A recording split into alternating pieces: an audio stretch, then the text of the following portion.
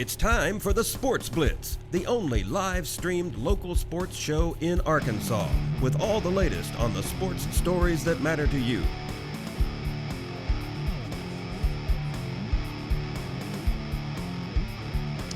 Welcome into the Sports Blitz here. Apparently my microphone does have some power here on a Friday here in the Cogswell Motors studio as we get our technical difficulties straightened out. And Mark Freeman is back on us. Mark, tell us about what we got on today's show. Man, we got a lot of stuff for you today. We got Mark Freeman, we got Weldon Braxton, we got Maddie Lassiter. Inside the Cogswell Motors studios is Mr. Weldon. Coach Braxton has already told you it's as the LeBron turns, the mind and as sand through the hourglass, so are the conversations about when LeBron James is going to announce where he's going to play. That's a little long for a soap opera title, but that's what we've been dealing with for the last week, and here we are talking a little bit more today about LeBron James and his decision. Part 2. Is he going to go back to Cleveland? Is he going to stay in Miami? Is he going to shock the world and do something crazy? And it's going to be one of those two things. Yeah.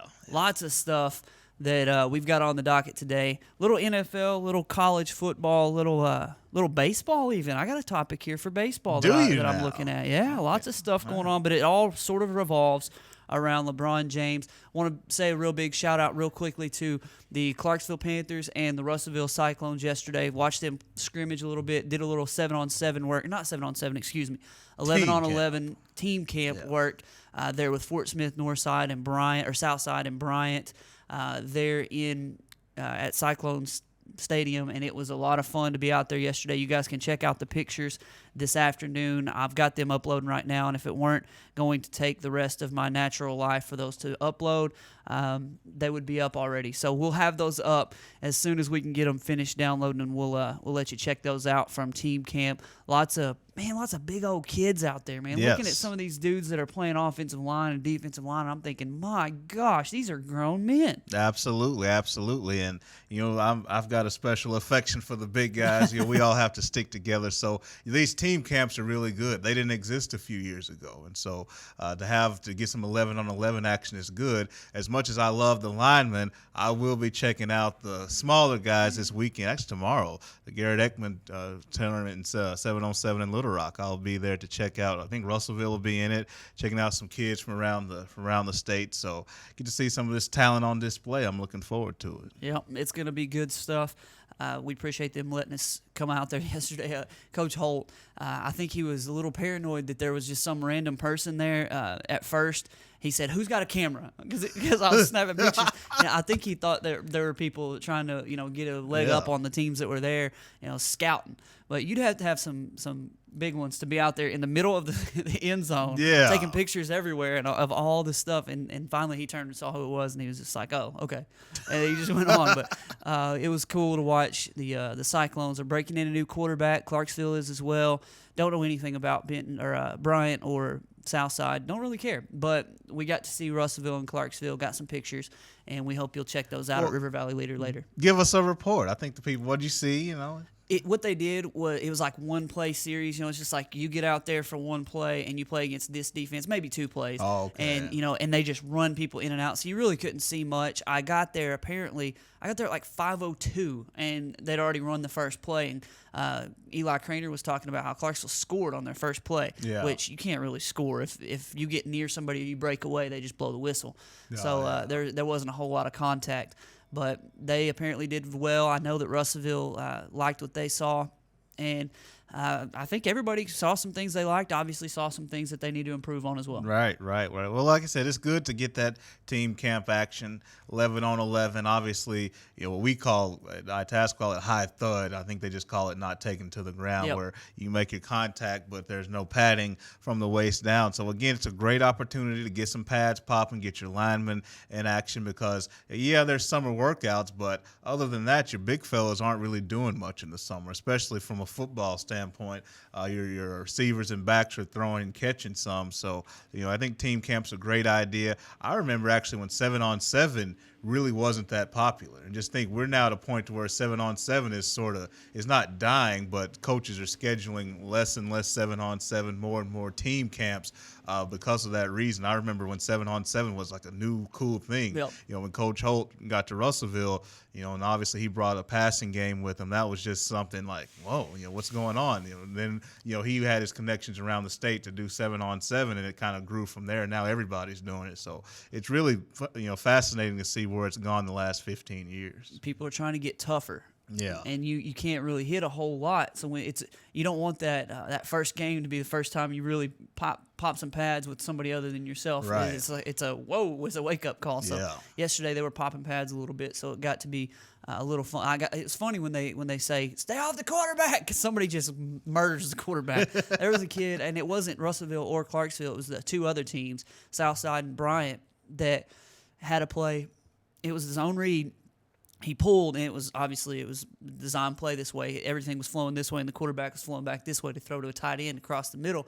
And when he pulled, a defensive lineman just ran right by it was like he knew it was coming, ran right by the running back, and he waited. And when that quarterback, he was right-handed rolling left, when he stepped up and goes to throw it, that guy just couldn't help himself, and he just hit him right in the face and took him straight down. Well, and that's the thing with team camps. I know we, as coaches, we try to legislate which contact we want and what we don't want, but it's still football. And so when you agree to put on shoulder pads and a helmet, you can say not taking them to the ground, but there is that risk. There is going to be some popping even when you may not want it. So that's just one of the inherent risks when you decide to go play more of an 11-on-11 style football. Yeah. All right. Let's look real quickly. LeBron James. It was 3:30 yesterday. Didn't you hear that on Twitter? He was going to announce that he was going to Cleveland or staying in Miami. He was going to make his decision known, and wouldn't you know it, he didn't. Apparently, LeBron James never said anything about this. It was just people who are speculating. There are a lot of people. There are people parked out in his yard. There are people with video camera, ESPN, man.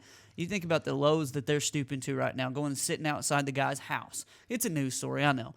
There were car wrecks yesterday because it was such a bottleneck outside LeBron James' Miami house. People were worried about where the Cleveland plane's flying. They're worried about where LeBron's cars are going. They're worried about where who's with LeBron in Vegas there at his camp. I know Michael Qualls and Bobby Portis are there, so maybe they'll join the Miami Heat this year. No, we need them. we want them here. We'd like to have them back in Razorback Red this year, but man, it's gotten to be. I was not really joking about the soap opera aspect of this, because it's gotten to be a little outside of normal. Then you got Andrew Hawkins playing with it a little bit, getting people all buttered up. We got to talk about that. Yeah. He's gonna get his house burned down, man. I wasn't joking about that. One of my brother-in-law told me yesterday. He's like, "Did you see what he said? This Cleveland Browns wide receiver, right?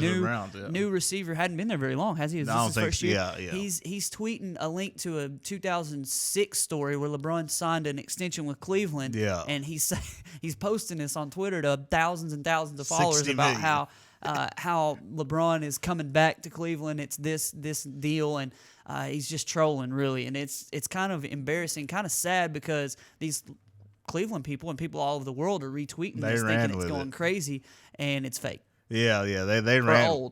They ran with that thing, but Marcus, we look at this LeBron situation. As it stands this morning, because it changes frequently, I'm at a point to where I really don't think LeBron James loves his options right now.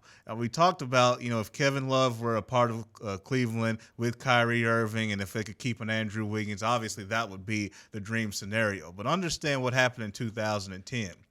Miami, after the season, traded a bunch of people, obviously let some people go, cleared cap room, obviously signed Dwayne Wade to a team-friendly deal, signed Chris Bosh to a team-friendly deal. So you got cap space and 2 All-Stars. No-brainer. That's where I'm going. But you don't have that this time around. Chris Bosh has a big offer on the table from Houston. Dwayne Wade physically isn't what he used to be. You don't know where he's going to be. Cleveland, nice young pieces, but those pieces are so green, you may have to just spend another year, kind of letting them grow and mature. And LeBron doesn't have years to waste. He needs to be winning every single year, as far as his legacy is concerned. So nobody, Mark, has put that juicy steak and potato saying, here, LeBron, we're ready. Cleveland, Miami, they're kind of so I think LeBron's saying, what's the best way out of this? Yeah, and what I do think he's weighing options, obviously, between the two. I think and this is just me, but looking at the teams, if Kevin Love were a shoe-in to go to Cleveland, I think Miami is toast, and LeBron's going to Cleveland.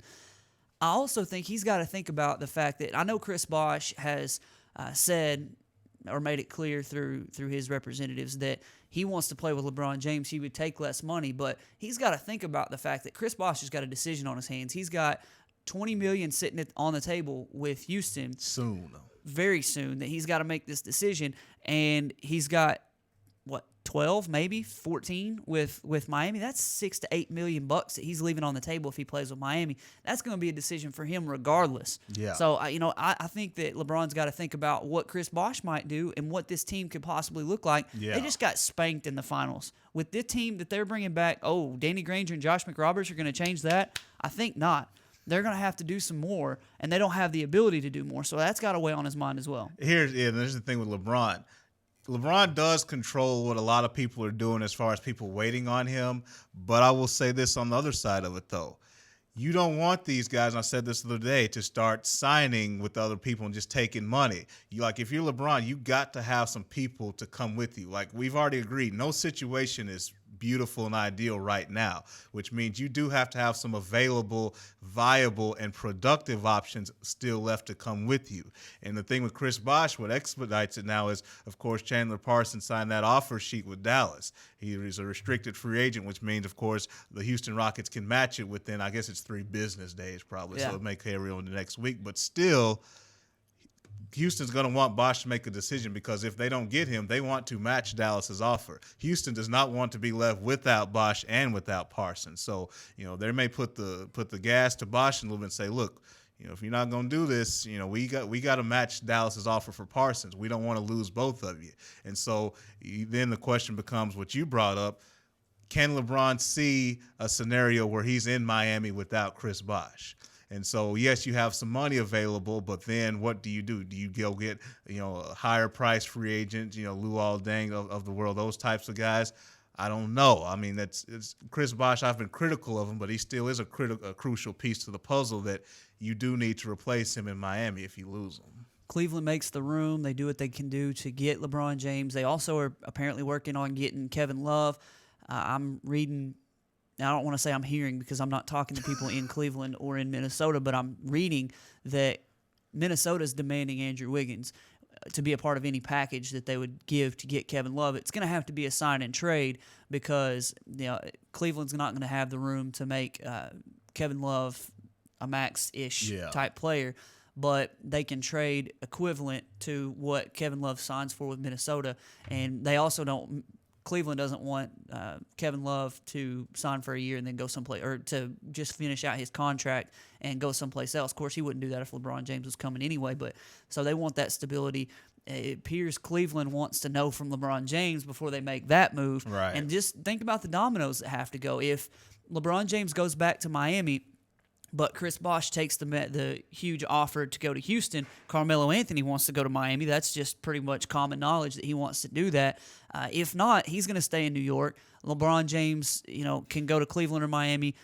Chris Bosh can go to Houston or Miami, and then everything swings from there. Like you said, Chandler Parsons could go to Dallas, and then he's on a starting lineup that's going to include Raymond Felton, Monte Ellis, Chandler Parsons, Dirk, and Tyson Chandler. Yeah. That's a pretty solid lineup. That's pretty salty. And you look at how they won the championship in 2011. It really wasn't because they were some powerhouse steamroller team from November all the way through June. They were just a team that were very efficient on offense, very efficient on defense.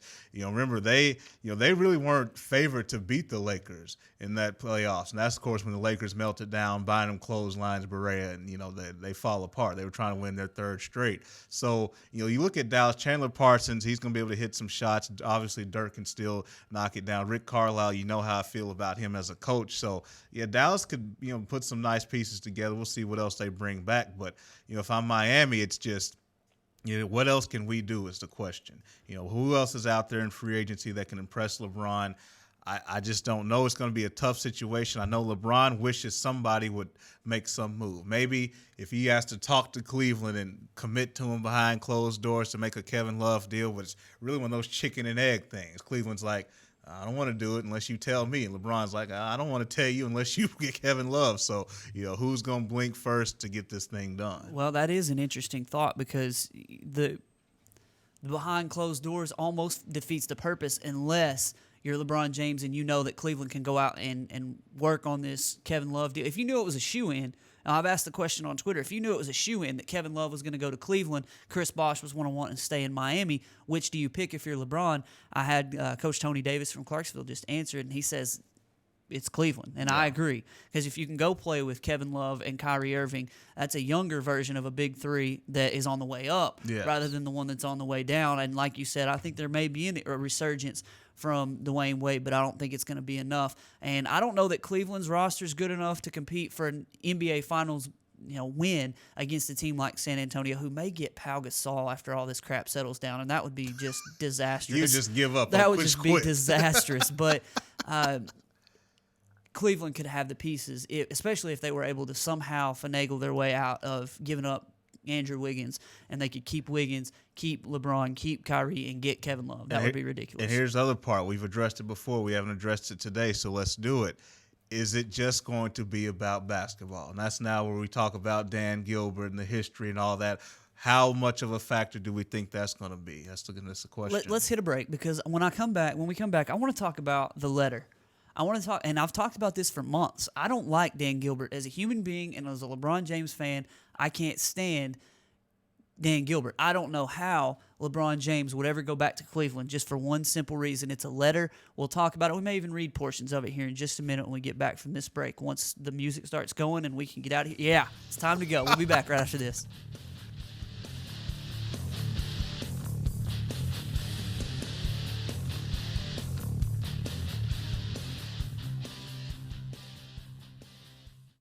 Hi folks, Richard Roberts with Cogswell Motors in Russellville. You know, we've been in business since 1949. A dealership doesn't stay in business that long under the same ownership unless you're doing something right, and that's taking care of customers. We have the largest selection of new Ford, Lincoln, Mazda, and pre-owned vehicles in the River Valley. So if you want the most for your trade, the best interest rate on financing, and the best price on a new or pre-owned automobile, come to Russellville and see us. We're at 1900 East Main, or visit us on the web at cogswellmotors.com. If you didn't count on KARK4 today this morning, here's what you missed. Updated news. Police continue searching for suspects after a home intrusion overnight. Developing stories. It's another piece of presidential history turning up here in Arkansas. And weather and traffic on the force. Friday night, Saturday morning will bring us our next chance of rain. Every 10 minutes. Around the clock. Making your day easier. So rise and shine and count on. Count on. Count on. KARK4 today. RiverValleyLeader.com is the #1 local source for instant news in the River Valley, offering HD video and live streaming along with top-notch coverage of all the news and events around the area. The River Valley Leader is the only place to go for all the information you need. Check out the newest local business featured on the site, as well as police news and coverage from important meetings, along with the personal stories, all at one convenient click. Check out RiverValleyLeader.com. Today, there are more than 20 brands of cars being sold in America. So to be noticed, Ford and Cogswell Motors have to go further than anyone thought we could. How does Ford stand out above the crowd? Not just with plug-in vehicles like the new 2013 Ford Fusion Energy that gets a projected 100 miles per gallon equivalent, but also with a line of gas vehicles equipped with the innovative EcoBoost engines combining power and efficiency, plus a full measure of technologically advanced features. We invite you to stop into Cogswell Motors today. We go further than anyone thought we could, so that you can go further too.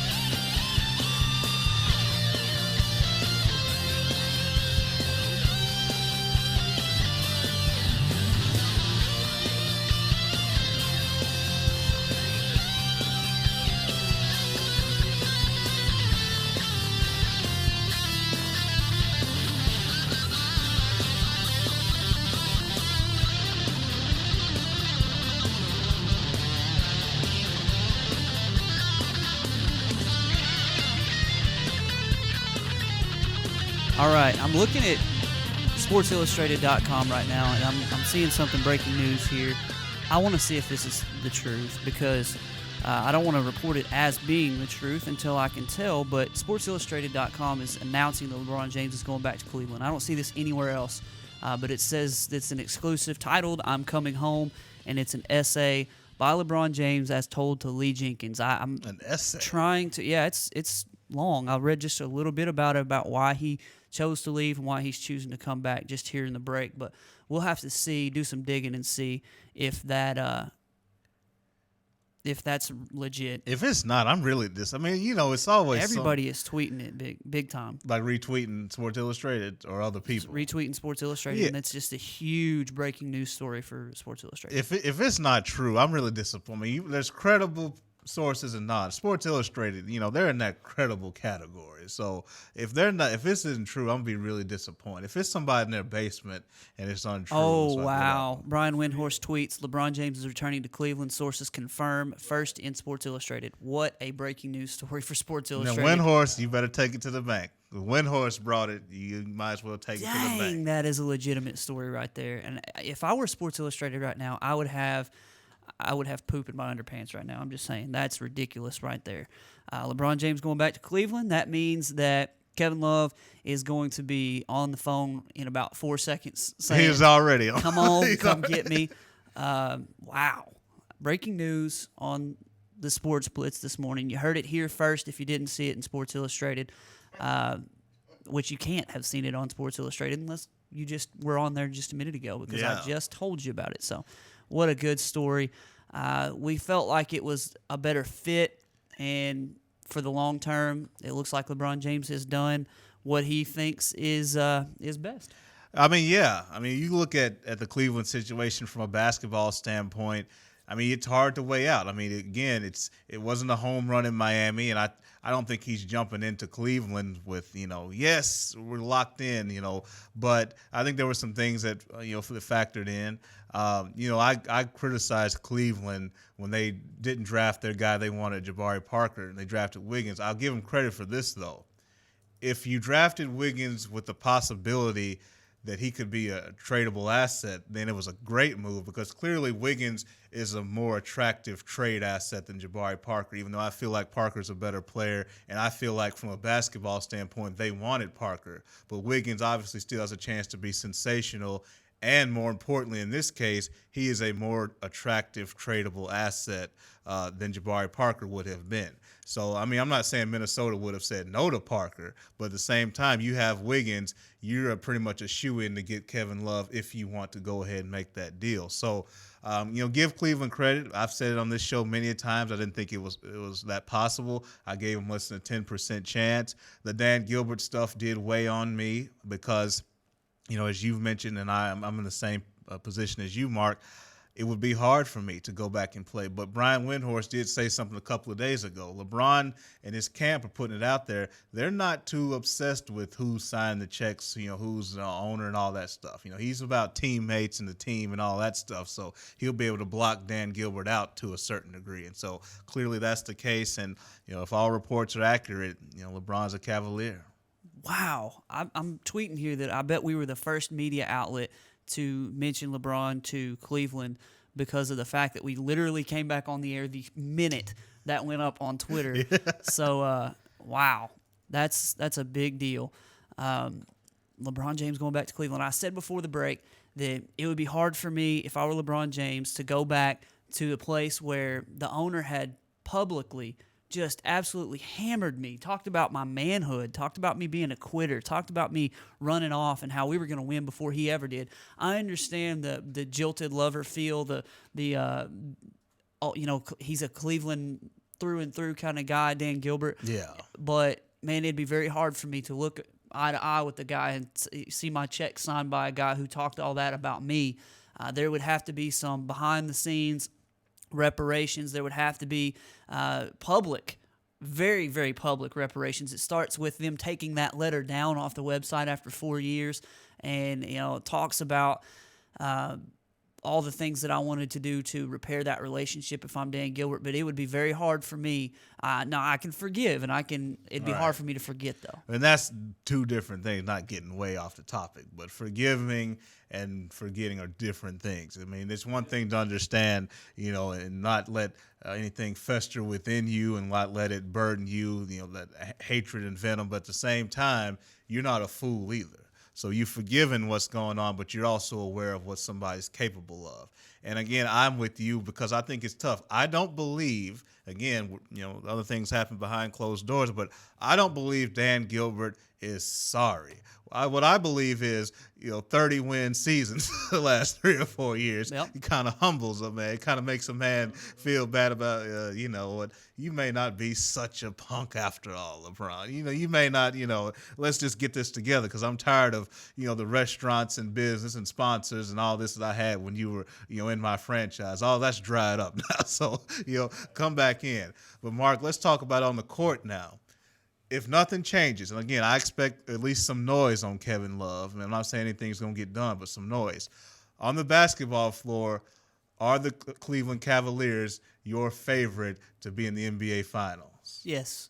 I heard the Pacers were the favorite. They better pray that Lance Stevenson goes back, and they better pray that they grow some. Because this time next year, that Cleveland team is going to be reckoned with. Chris Bosh is going to Houston. Yeah. There ain't no question about it. So Miami is that relevant. You look in the East, then you've got who? I mean, the Knicks are going to be a little bit better, but they're not going to be great. The Brooklyn Nets, do you think they're going to be great? Yeah. No. I wouldn't be surprised if Paul Pierce says bye-bye, and I wouldn't be surprised if Kevin Garnett says bye-bye because they don't have a chance. If Kevin Love comes to Cleveland, that's all she wrote. That's all she wrote for the East. Yeah. Now, they would still have trouble in the West, with the West in the finals, but Cleveland would not lose to the Pacers. Let's have some fun with it. Pacers back intact. I think the Wizards. They signed a point guard. I can't think who they signed. Yeah, that's the problem. We don't know. well, yeah. I think I got to look it up. But let's say Pacers as is, Stevenson against these Cavs. What do you think? You got Cleveland. If Love goes, no Love. No as Love, is right now. Cleveland. Then it'd be a tough series. It'd be a really tough series. But man, the youth of this Cleveland team with LeBron on it is, I'm gonna have a hard time not saying Miami. Yeah. And LeBron, the youth of this team would make it a little bit different because I think the age of Dwayne Wade sort of and the age of the team around LeBron in Miami sort of kept that Indiana series a little tougher than it could have been with youth. I don't think that Indiana's guys are all that great, so I would keep favoring Cleveland there. LeBron James is just that good. I mean, I know Washington, Bob Ryan said on PTI yesterday that Washington is the favorite in the East if LeBron goes to Cleveland. That's I don't know what he's smoking, but I want to read something here real quickly. We talked about the letter. And, man, this is exciting, getting to break news and talk stuff like that. LeBron, and this is being confirmed all over Twitter right now that this is real. We talked about the letter, and this is LeBron James in his own words to Sports Illustrated. To make the move, I needed the support of my wife and my mom, who can be very tough. The letter from Dan Gilbert, the booing of the Cleveland fans, the jerseys being burned, seeing all that was hard for them. My emotions were more mixed. It was easy to say, okay, I don't want to deal with these people ever again. But then when you think about the other side, what if I were a kid who looked up to an athlete and that athlete made me want to do better in my own life and then he left? How would I react? I've met with Dan face-to-face, man-to-man. We've talked it out. Everybody makes mistakes. I've made mistakes as well. Who am I to hold a grudge? Man, this dude, I'm becoming a bigger fan of LeBron by the minute. Not because he's going back to Cleveland. It's just because of the high character that I believe in. He talks about his relationship with Pat Riley and with Mickey Arison, with Spoelstra, with Dwayne Wade, with Chris Bosh. I believe in him doing this, and I don't think this is something that's even been mentioned. I believe in him doing this. He's sort of okaying Chris Bosh to go make better of himself. I agree, yes. Because Chris Bosh would have sacrificed to play on his team, and there's a lot that needs to be said about Dwayne Wade and Chris Bosh and what they've done over their career to take less and come, and I say take less. They made max money to stay with Miami, but to take less of a role and to take less shots and to take less glory so that LeBron James could get it and so that they could win championships. Hats got to go off to those guys, but LeBron James going back to Cleveland is basically in a roundabout way. I know he's doing what's best for him, but he's saying to Chris Bosh, hey, man, you can take that max money and you can feel good about the fact that you're doing better for yourself. Yeah, absolutely, absolutely. And obviously, you think about Dwayne Wade. I mean, here he is who, I'm not feeling bad for him like he's broke or anything. I mean, he made millions through this whole thing. But you look at what he's meant to the Miami Heat franchise. He brought him 3 championships. He has the best player, the first one, and then sort of as an orchestrator and a coordinator getting it all together for the last 2 championships. And obviously, I mean, he looks to his right, he sees Josh McRoberts. He looks to his left and sees Danny Granger. And then he looks down and sees a knee that's questionable. So, I mean, I think obviously they've talked this through their buddies. I don't think there's any bad blood, any hard feelings whatsoever. But still, it's a little bit sobering. Chris Bosh is going to be on a Western Conference contender. LeBron, of course, is going to have Cleveland as a contender. And if you're Dwayne Wade, how do you react is the question. Does this drive you even more in your offseason to go from being around 225 to around 215 and show that I got one more elite year, 2 more elite years in me where I can go ball out? I'm not washed up like they say I am. Then obviously, who are they going to bring in now? They've got some money now. Chris Bosh, LeBron James, they can now afford to try to get a Dang or a Gasol or whatever. It's not going to be the same, but you're Pat Riley. Pat Riley's known as the Godfather. When everything else looks bad, when doesn't look like a deal can get done, he always pulls some rabbit out. I don't see any more rabbits for Pat Riley, so I want to see what one of the greatest executives we've seen. What is his message going to be now? What is he going to try to do with this team moving forward? All of these interesting questions from this fallout. Man, I'm seeing folks who hate LeBron James because of the decision. Going, respect. I respect him going home. I respect him taking the challenge. I respect him writing the letter. I respect him forgiving Dan Gilbert.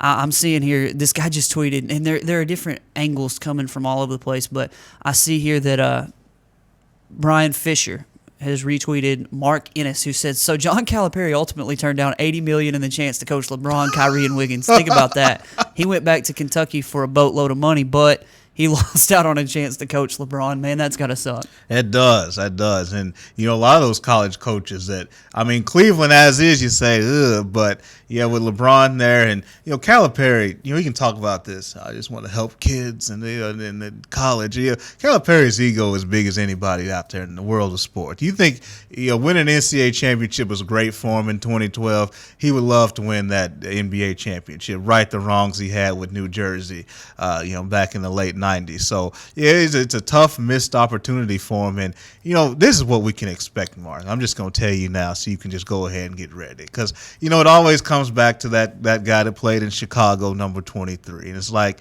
see, this proves LeBron's not that killer. Do you think Michael would have went back to, after a guy hurt his pride? No. He would have said, Dan Gilbert, you shove it. I'm going to keep beating you. But LeBron is just he's just too nice of a guy. He goes back to Dan Gilbert.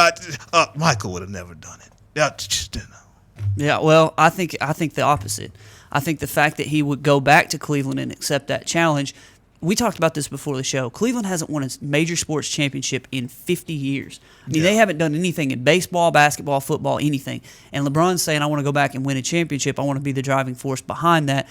Don't get me wrong. I'm not saying that he didn't think that this was a better situation for him. He's not stupid. Yeah. He thinks that this is a better situation that he can win. But at the end of the day, LeBron James is taking on a challenge, and he's going back to a place that, like you said, Dan Gilbert said all these bad things. He's showing that he can be a bigger man. I think I can go the other direction with that and forget Michael Jordan, man. If you want to model your life after Michael Jordan, you're going to have a sad existence. I'm just saying. I would much more likely rather my son try to be like LeBron James as a human being than Michael Jordan by a long shot. I don't want my son going out during weekends of, we're going to a team camp. We're going to go play some basketball. Well, I'm going to go to the casino while I'm at it. I want to, go cheat on my wife. I want to be just a scumbag human being. No, I'll have LeBron, and I'll be okay with that. I just tweeted that LeBron James just solidified his place as my favorite athlete of all time with that letter. I'm excited, man. Just seeing LeBron take that next step. I saw a couple people that are texting. Actually, Coach Davis just texted me. He said he had to make the move. I think for his career in the we're talking about legacy here. He needs to go up. He doesn't need to be on a sinking ship, even if he has to carry it to another finals appearance. I don't think that as they were set, they were going to be able to win. So I think he just had to do it. I agree, and I think we talked about this before the show.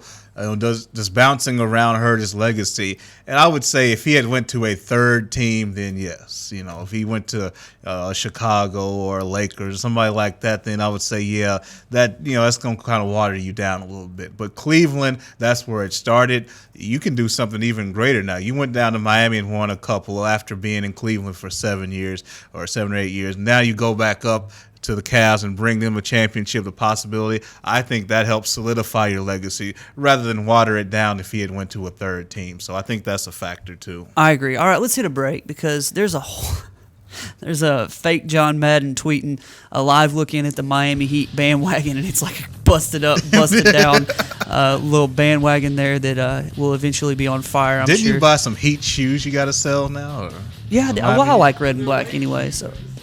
No, they're not. Wait, I didn't get those. I got some other ones, but they're red and black, and I don't look. I'll be honest with you. Jason's tweeting right now. Yeah, RVL is red and black. I like Miami. I always liked Dwayne Wade was my second favorite player, so I don't have any bones about liking those red and black shoes. I don't know what that has to do with it. I see Jason tweeting here. He says support a team, not a player.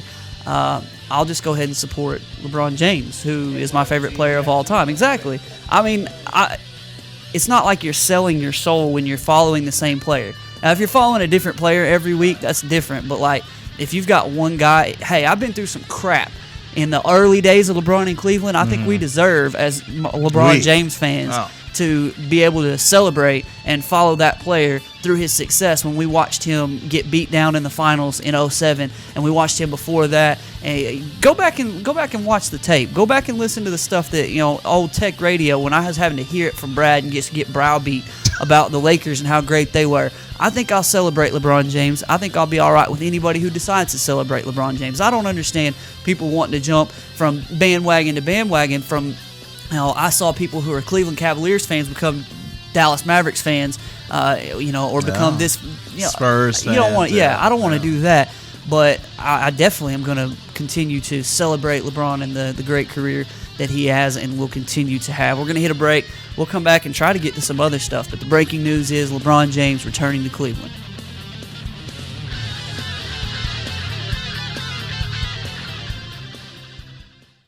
Hi folks, Richard Roberts with Cogswell Motors in Russellville. We've been in business since 1949. A dealership doesn't stay in business that long under the same ownership unless you're doing something right, and that's taking care of customers. We have the largest selection of new Ford, Lincoln, Mazda, and pre-owned vehicles in the River Valley. So if you want the most for your trade, the best interest rate on financing, and the best price on a new or pre-owned automobile, come to Russellville and see us. We're at 1900 East Main, or visit us on the web at cogswellmotors.com. If you didn't count on KARK4 today this morning, Here's what you missed. updated news, Police continue searching for suspects after a home intrusion overnight. developing stories, There's another piece of presidential history turning up here in Arkansas. and weather and traffic on the force. Friday night, Saturday morning will bring us our next chance rain. Every 10 minutes. Around the clock. Making your day easier. So rise and shine and count on. Count on. Count on KRK4 today. RiverValleyLeader.com is the #1 local source for instant news in the River Valley, offering HD video and live streaming along with top-notch coverage of all the news and events around the area. The River Valley Leader is the only place to go for all the information you need. Check out the newest local business featured on the site, as well as police news and coverage from important meetings, along with the personal stories, all at one convenient click. Check out RiverValleyLeader.com. Today, there are more than 20 brands of cars being sold in America. So to be noticed, Ford and Cogswell Motors have to go further than anyone thought we could. How does Ford stand out above the crowd? Not just with plug-in vehicles like the new 2013 Ford Fusion Energy that gets a projected 100 miles per gallon equivalent, but also with a line of gas vehicles equipped with the innovative EcoBoost engines combining power and efficiency, plus a full measure of technologically advanced features. We invite you to stop into Cogswell Motors today. We go further than anyone thought we could, so that you can go further too.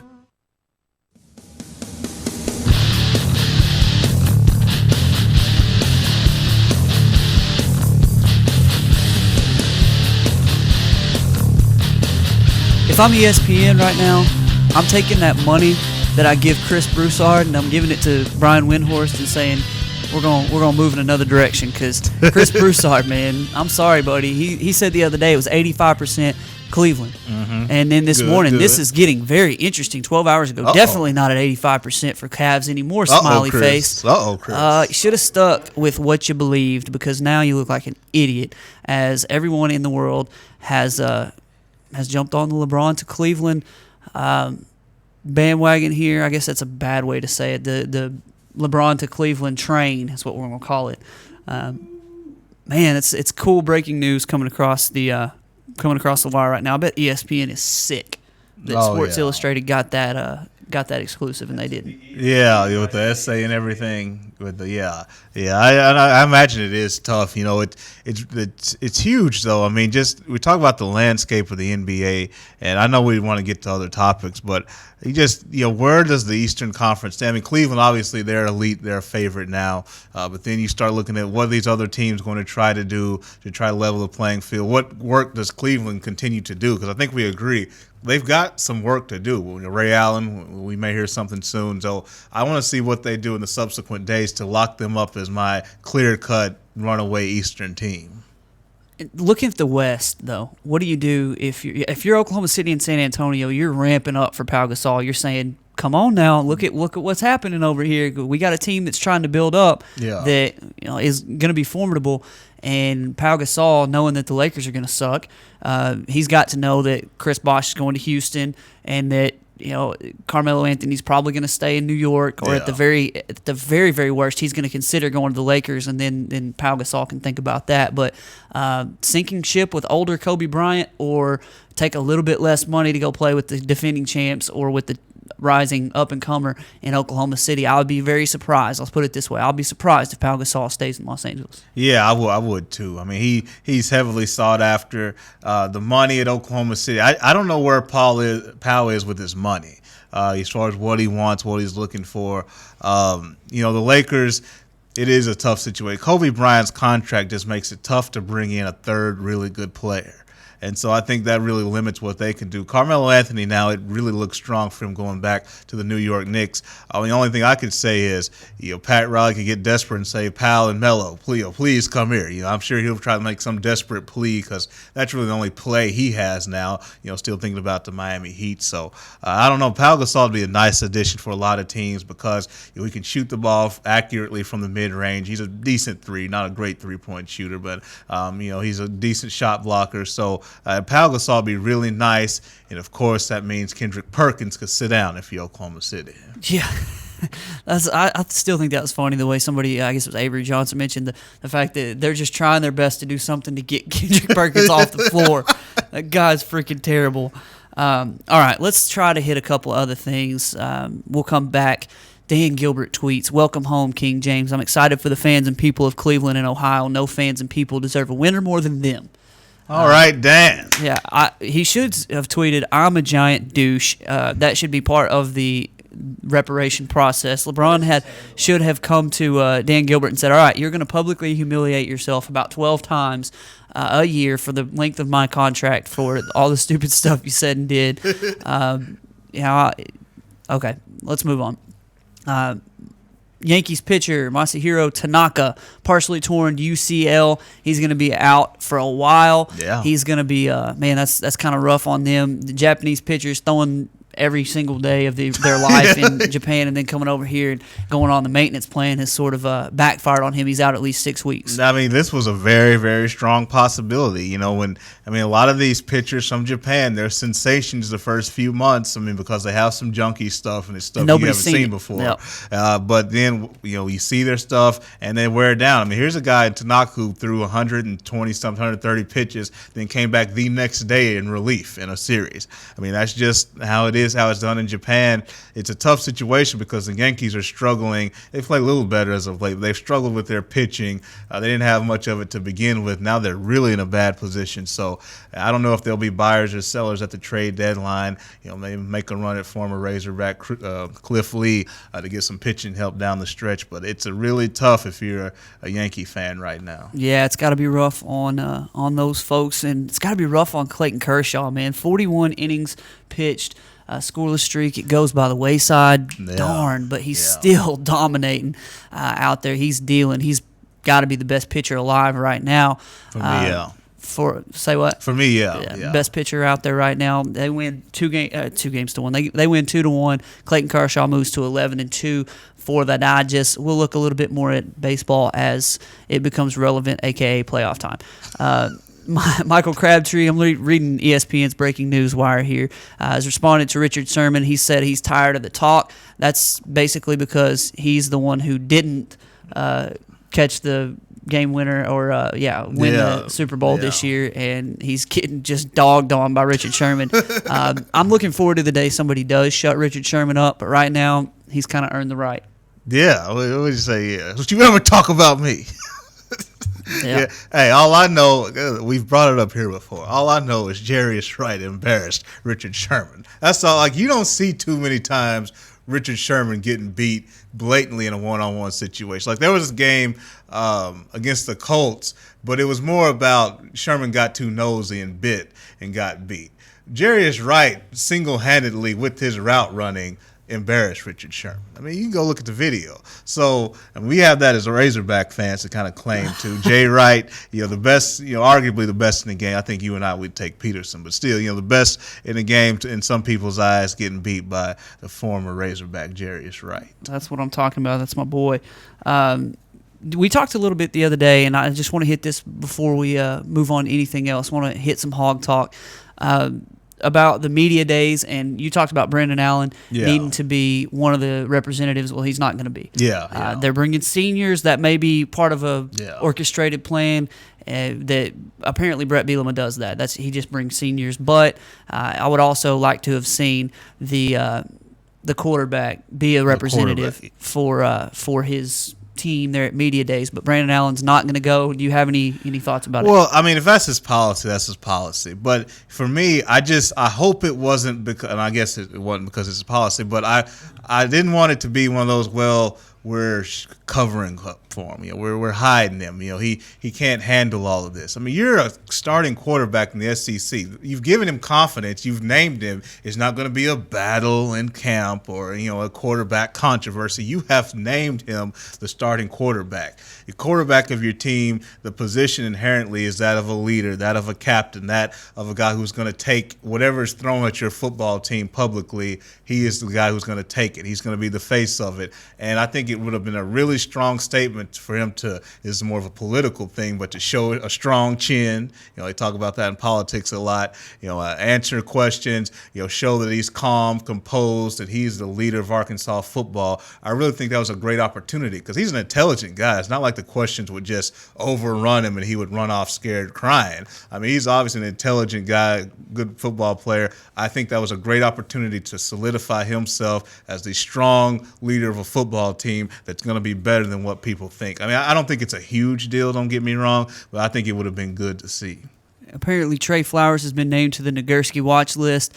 Sam Erlin-Hill named to the Ray Guy watch list. And as we mentioned on Wednesday, Hunter Henry was named to the Mackey Award watch list. And I guess that's Flowers on the Bednarik. Also, Maxwell has Alex Collins and Jonathan Williams, who are named to those watch lists.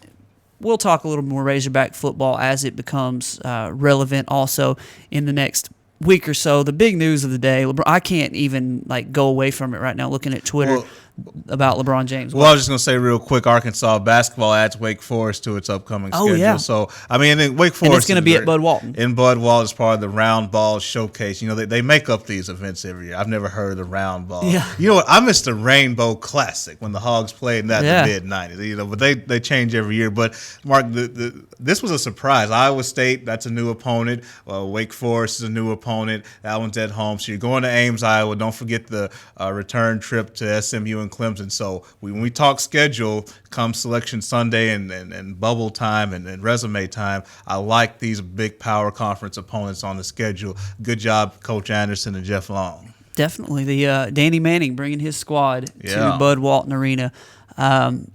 I'm reading here on Twitter about LeBron James going back to Cleveland, for those that missed it. Breaking news here on the Sports Blitz. We did this. We broke it. We talked with Sports Illustrated, and we said, hey, let us break it on the Sports Blitz. Don't talk to Colin Cowherd. Yeah, Who cares about that guy? Yeah. Actually, I really like his show. But come on the Sports Blitz. Let us know, via Twitter, and we'll break that. And we did. And then I threw in, and then invite us to the after party of the swimsuit shoot. Invite, and make sure we get to that. And then they did the deal after we put that in there. That text from LeBron was. I mean, I wasn't sure if somebody hacked him or what, but we'll talk later. He's gonna be on the show Monday. Right? Me and Braun will talk later on, and we'll maybe we'll have him on the show on Monday if we can make some room. I don't know.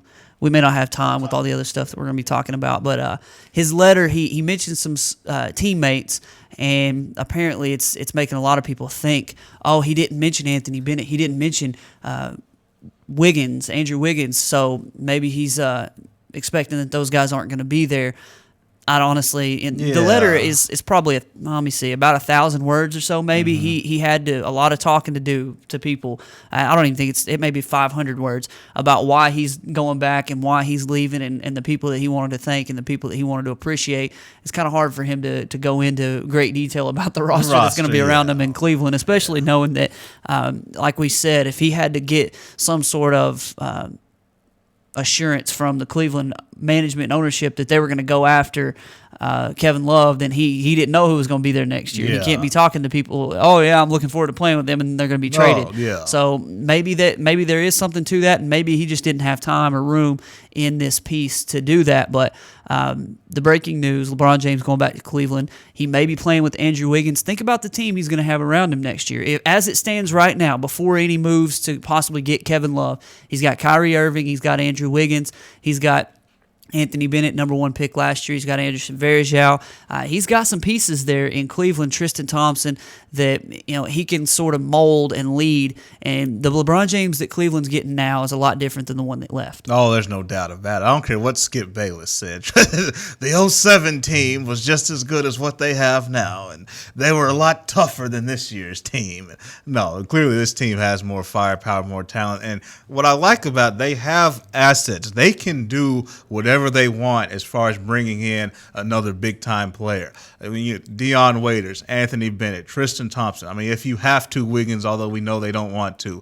I mean, and Anderson Varejao, I believe, I don't know if he's got a team option or a player option, but I believe they could flirt with something, although I think they would want to keep Varejao. LeBron would want him. I just think it's a great deal. I would expect the Tristan Thompson to move in a deal because it's going to be tough. I think they're going to want a true center or at least somebody who can shoot the ball as a big. If Varejao is your starter, Thompson would be nice off the bench, but I think he's too valuable of a trade asset to just have off the bench. So wouldn't be surprised if he moved. I think Anthony Bennett still has some attraction. The scouting reports don't grow stale after just 1 year. And the scouting report on Anthony Bennett, even though number 1 was too high, he was going to be a top 5 pick in that draft no matter what.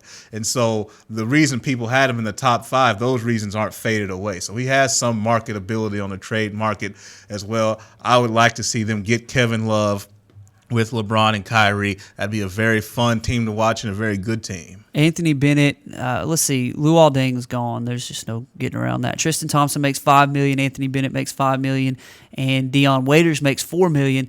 2 or 3 of those have to go in this deal for Kevin Love with some picks going as well. Right. The thing is, though, I'd have to look at where those picks are, if they're protected, if a team gets them back, if they're here or there, or if they're Cleveland's picks, which Cleveland's going to get much better, so their pick's going to get worse. Right. How that's going to work, because their picks may be less valuable today than they were before. But they've got some pieces, regardless of guys who can play, that can go, and they can still put a decent enough team around LeBron. And now Cleveland is going to have to go after Ray Allen, which we heard that Ray Allen was looking to go wherever LeBron went. And if I don't know how they could possibly get Kevin Love, Ray Allen, and a guy like Mike Miller, because it looks like he's going to go to Denver for about $5 million a year. Yeah, I mean, Mike Miller, Mike Miller's been taking money lately. I mean, he took Memphis's money. He's taking, which I'm not getting mad at him. I mean, you make your money, but he's not one of the. We kind of think of him as that. Take bare bones, play with LeBron, win a championship. We now see Mike Miller likes to make his money, so Memphis paid him pretty well, Denver paid him pretty well. I'm not mad at him. I'm just pointing it out. But just think about how he's gonna make these people better too. Like Andrew Wiggins, a lot of times number one picks, they go and they have teammates like Ira Newble, and I can list them off. Sasha Pavlovich, you just like the 19-year-old guy jacking it up for a 20-win team.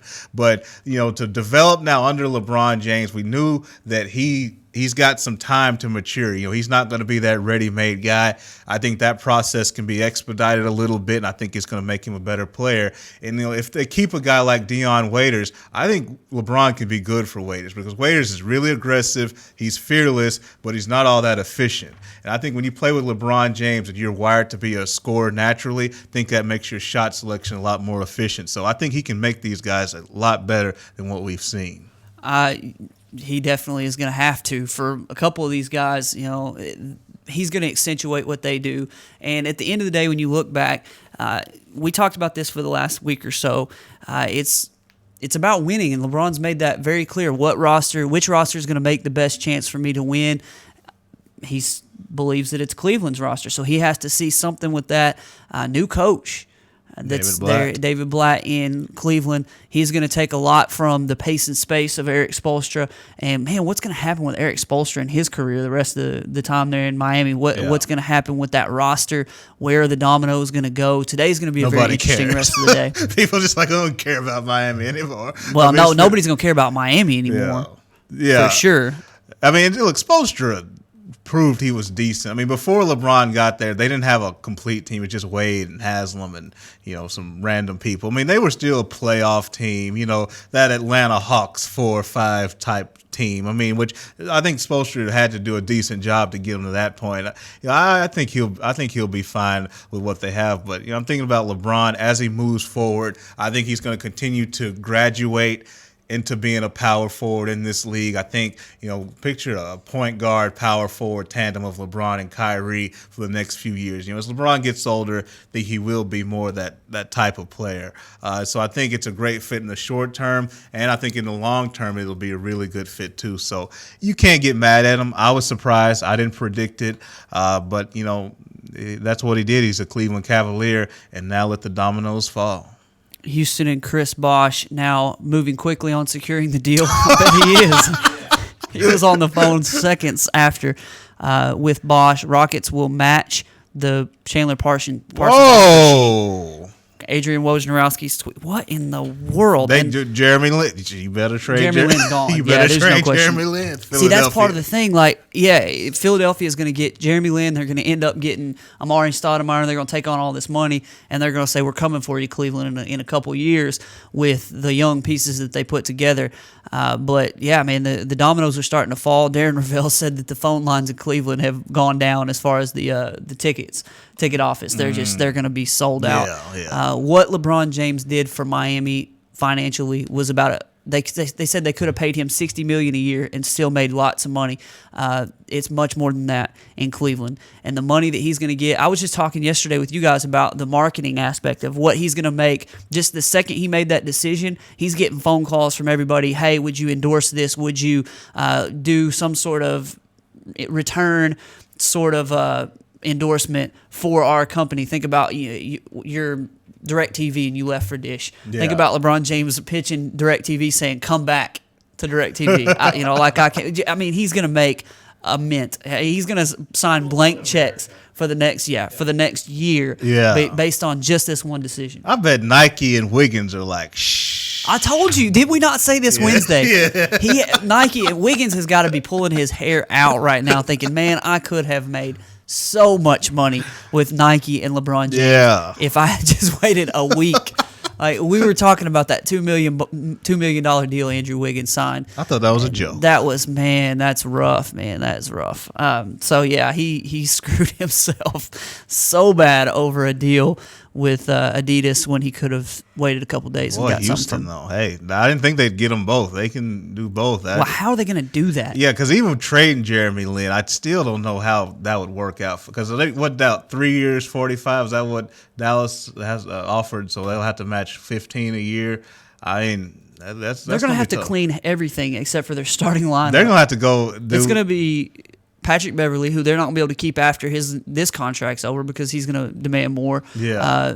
You'll have Chandler Parsons, you'll have Chris Bosh and Dwight Howard and James Harden. I don't know if I said him twice, but they're not going to have anything else because they're just going to have to get rid of every other contract to be able to afford, and they're still going to be over the cap. There's no way they're not. Yeah, they're going to have to do the whole Miami first year. Bird rights. That's what they're doing with Chandler Parsons. They're keeping the guys that are already on their roster. Yeah, that is true. Yeah, Larry Bird rights. So, yeah, they can go ahead and pay him more. So, but, yeah, Philadelphia. And I like Philadelphia's deal because they're going to make the Knicks give them Shumpert because we're not just going to take Amari's big money for free.